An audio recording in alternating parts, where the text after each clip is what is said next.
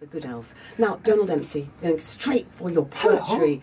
Now, hello, good morning, good afternoon, and what the hell is this burnt stuff that you've brought us? My poems are so hot they just naturally combusted. This is the remains of the poem. Look, you see the Excellent. I was in an event in Brighton called Pig Hog, and I was up next to read, and I crossed my legs and I kicked my poems into the nightlife. The poems went up in flames. The barman came down, put me out with a towel. Oh, it was terrible. But there's enough of the poem left for me to actually Fantastic. read it. So you're going to give us two poems. Did you get any sprouts for Christmas? I got sprouts, all right, yes. That's why I'm keeping my distance from you. Oh, I see. J.M. Barrie, and not many people know this, but J.M. Barrie, him of Peter Pan fame, always ordered Brussels sprouts at meals. Oh. And he never ate them. Okay. And his reason was, I just like saying it. They're such lovely words. So, Brussels sprouts. To you as well. Yes, to you as well. Right, we go to the land of Wales for this poem. Okay. You might know of a Welsh wizard of words called Alan, son of Wolf. Oh. Did you realise this is going to be about you? No, you've never heard it before in your life. Okay. And he has a poem called Licenses. That's right. And Jan has a friend called Margaret Shakespeare. I'll bring these two things together. Believe me, I will. All right. So Mrs. Shakespeare came up to see us, and we brought her into the woods to see Alan, and said, "Oh, he's got this great poem called Licenses, and Sharp Corners comes from Wales, and all that."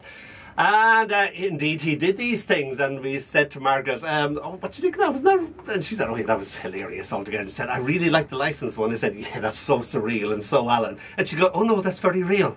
You need a license for everything in Wales." And then Margaret is such a natural storyteller, and she just sort of throws off this story. And I go, "You've got to write a poem about that." And she wouldn't. So I did what anybody would do in the situation. I stole it from her.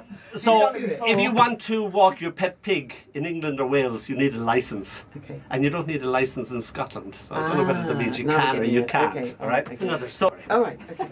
Her mother died giving birth. So from that day to this, we considered her ours, one of the family. Okay, Julie. So she was a pig, but oh, such a pretty pig. And we kept her in the caravan, reared her as one of our own, almost considered her as human. Oh, the squeals of children and pig. Well, she grew and grew until the day came for her to be serviced. Our maiden pig, a fine Welsh white gilt. Now, being English amongst the Welsh, I knew you needed a licence to move a pig from area to area. So I presented myself to our two-man police force. Well, of course they had licences for the this of that or the that of this. But alas, no licence for a pig. For the moving of a pig. They had somehow run out. The licences, Julie, not the pigs. So they gave me a licence for a crane and crossed out the bit not pertaining to a pig. I thought they might ask me, how many wheels on your pig, or what type of machinery is your pig? But when it was done, a kind of Frankenform. Half crane, half pig. And I was free now to move my pig wheresoever I wished. And so I brought her to the boar.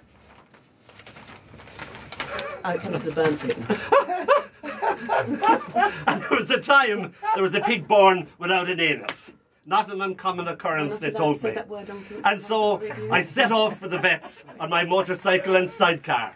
Oh, but Julie, that's another story. Well done.